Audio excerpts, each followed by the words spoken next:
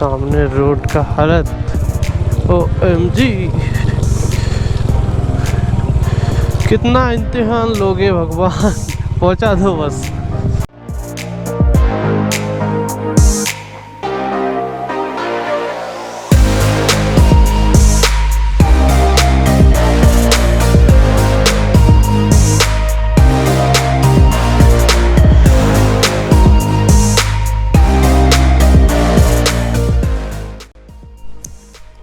वो जा रही है आगे चेक करने, आगे कोई रोड है या नहीं, मतलब वो टर्निंग तक।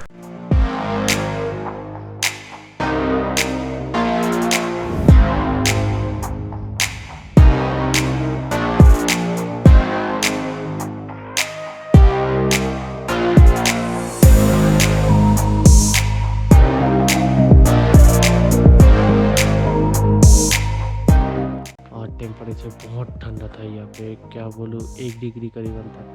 नीचे देख सकते हो बर्फ भी जम गया है।